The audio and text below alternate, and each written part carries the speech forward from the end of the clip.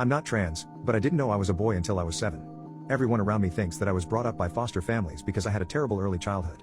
I deliberately keep it vague and say stuff like I'd rather not go into it so that people will just assume I was abused in some way and they'll stop asking about it. That's because it's not true. For the first 7 years of my life, I was brought up as a girl by my psycho birth mother who really wanted a daughter. She didn't let the snag of giving birth to a boy stop her from trying to raise a girl.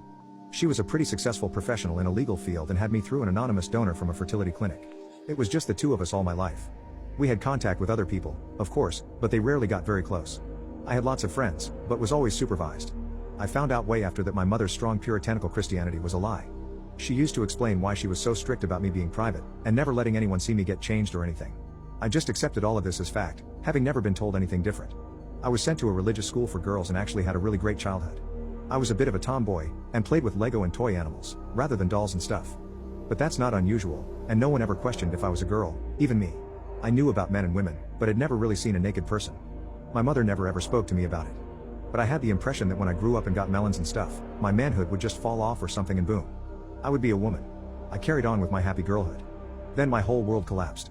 One day, a teacher accidentally spilled a cup of hot coffee over me at school. The liquid soaked through my clothes and was scalding me badly. I was in so much pain. The staff immediately stripped me out of my dress and underwear to get the hot coffee away from my skin. I remember the nurse almost fainting as she looked my naked body up and down and saw my manhood. The cops were called immediately. I got taken to speak with who I now realize was social services. They asked me a bunch of questions about life at home and stuff. Meanwhile, my mother was taken in for questioning too. She refused to acknowledge me as male and insisted I was her daughter. I wasn't allowed to go back home but got put with a foster family and went through loads of therapy and stuff. Literally overnight, I had lost everything. My mother, my home, all my toys, all my clothes. I moved schools too, so I also lost all my friends.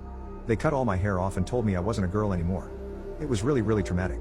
The first foster home wasn't that great. The family had 3 boys already and going from a sheltered upbringing to a testosterone-filled environment was really difficult. They buzzed my hair short, and kept it that way. I hated it. They always had to hold me down every time. They tried to force me to be masculine and I was just too confused about what they wanted.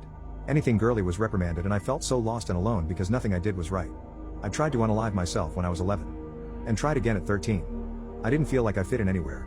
After the second attempt, they moved me to a different foster family. I consider them to be my parents. They were awesome. They actually stood up for me. The first thing was that they let me grow out my hair. My new parents flatly refused to touch it and said that loads of boys had long hair. They also let me quit karate and football and take up swimming and jazz dance. Since I've been in care, no one had ever stood up for my right to choose what activities to do, or how to dress before.